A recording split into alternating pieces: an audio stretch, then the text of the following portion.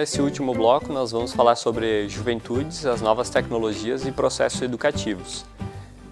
Nós podemos perceber que atualmente não tem como a gente falar de juventude, falar de educação, sem falar das novas tecnologias e como é que isso impacta as nossas práticas pedagógicas e as nossas relações. Ou seja, é um caminho sem volta. O que nós precisamos compreender é como nós vamos trabalhar e como é que a gente vai avançar no sentido das relações que nós estabelecemos nos processos educativos. E conforme vimos anteriormente, porque isso tem impactado muito fortemente na constituição da subjetividade dos sujeitos, na forma de aprender e na forma de se relacionar e de participar socialmente. Então, isso precisa ser incorporado às nossas práticas educativas. E recentemente, numa conferência de juventude, onde nós tínhamos a participação de vários jovens, uma estudante de ensino médio falando sobre educação, ela disse: nós temos uma escola de século XX para alunos estudantes de século XXI. Eu acho que essa expressão dela resume um pouco daquilo que muitos estudantes veem na sua prática cotidiana, né? Que eles têm uma quantidade muito grande de acesso à informação, acesso à internet, acesso às redes sociais, a aparatos eletrônicos, mas que ela precisa ser trabalhada, ela precisa ser utilizada na educação. E esse eu acho que é o grande desafio. Como é que a gente faz esse processo e essa mediação pedagógica?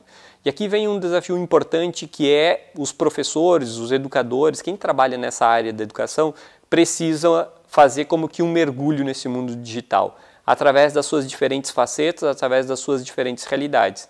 E isso é um mundo que está constantemente em mutação, esse mundo digital, porque todo dia tem novidade, a gente tem sempre elementos novos para aprender, e nós que somos os imigrantes digitais, que não nascemos com esses elementos incorporados, a gente precisa buscar. A gente precisa entrar nesse mundo e nesses elementos.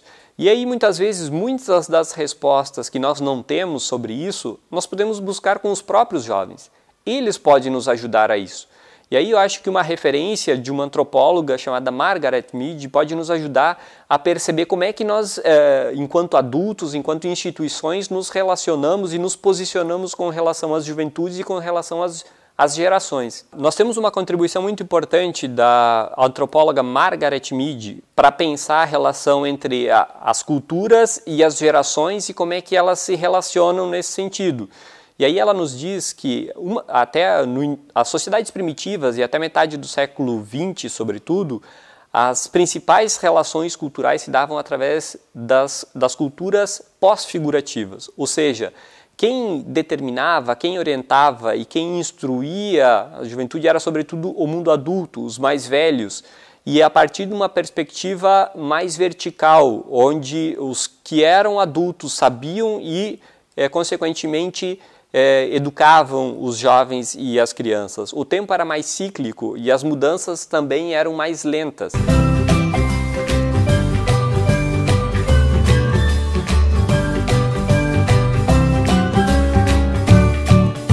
Só que ela vai dizer que na metade do século XX nós começamos a ter uma mudança e nós temos aí então as culturas configurativas, que adultos e jovens passam a aprender uns com os outros através de uma relação um pouco diferenciada, não mais tão verticalizada, o tempo é um pouco mais acelerado e nós temos aí espaços diferentes em que circulam sujeitos adultos e sujeitos jovens e crianças. E, por fim, ela vai dizer, nós temos as culturas pré-figurativas, que seriam as culturas jovens, e aí a cultura dos jovens que nós temos atual, da geração arroba, da geração hashtag, dessa geração digital, ela é muito expressiva disso, que são essa geração de jovens que ensina os adultos. Ou seja, nós temos aí meio que uma inversão.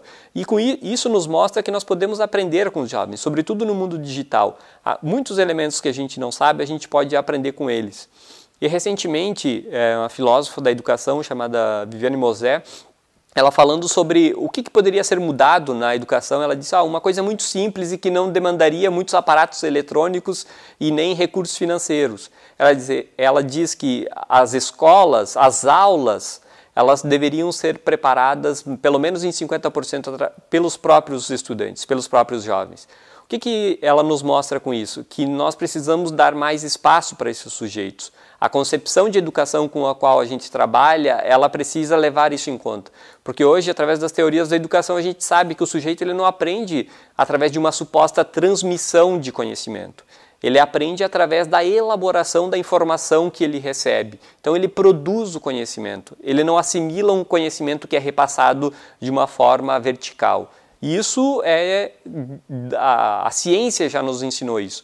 Falta, e talvez em alguns espaços incorporar, porque já se iniciou, é incorporar isso às nossas práticas pedagógicas. E aí muda muito fortemente o papel do professor. Talvez o professor, o educador em sala de aula ou em outros espaços educativos tenha um papel diferente do que tradicionalmente a gente concebia, que era aquele que detinha o poder, detinha a informação e repassava para o sujeito que era o estudante.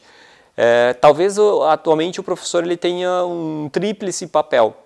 Eu diria, um primeiro papel desse educador seria o de ser o motivador, de ser o inspirador para o conhecimento, para fazer com que esse sujeito, aluno, busque o conhecimento, busque produzir através dos aparatos eletrônicos, das novas tecnologias, da relação que ele estabelece com os outros sujeitos. Então esse é um primeiro papel, eu diria, do educador.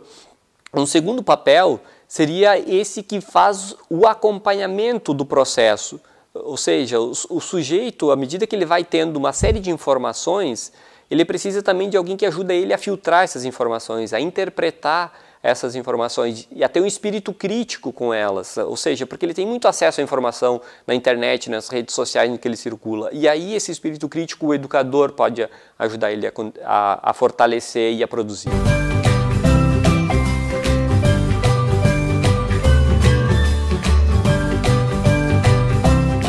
E um terceiro, eu diria que é o papel do revisor, o do acompanhamento. Por quê? E isso principalmente para os processos de avaliação. Nós estamos acostumados na educação e nos processos educativos a fazer avaliações em que, uma vez que um determinado estudante não atingiu aquilo que era uma nota ou não atingiu aquela avaliação suficiente que a gente considera, a gente pede que ele faça outra avaliação. E aqui que está um equívoco, porque na verdade a gente precisaria trabalhar com esse sujeito para ele revisar aquilo que ele fez e aquilo que ele não atingiu, trabalhar para conseguir atingir, não fazer uma outra prova, não fazer uma outra avaliação, porque senão a gente acaba não construindo algo que já teve um início, que já teve um processo. E isso muda a forma de a gente pensar o conhecimento, inclusive pensar a avaliação.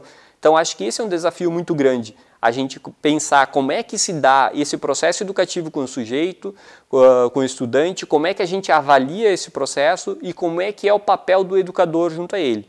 Então hoje eu diria que, diante dos impactos das novas tecnologias, da internet, das redes sociais, que é um caminho sem volta, o mais importante não é a gente encher os espaços com aparatos eletrônicos, mas é entender como é que esses sujeitos se movimentam, como é que eles aprendem, como é que as suas subjetividades são produzidas através desses elementos. E com isso nós nos colocarmos numa relação de compromisso educativo, de construir o processo junto com esses sujeitos. E aí, de uma maneira muito horizontal, de uma maneira muito dialogal, em que nós possamos estabelecer um contato, que nós possamos estabelecer uma relação realmente de quem está junto num processo de construção do conhecimento. Creio que esse seja o grande desafio que todo esse conjunto de situações das novas tecnologias e da internet nos apresentam nesse início de século XXI.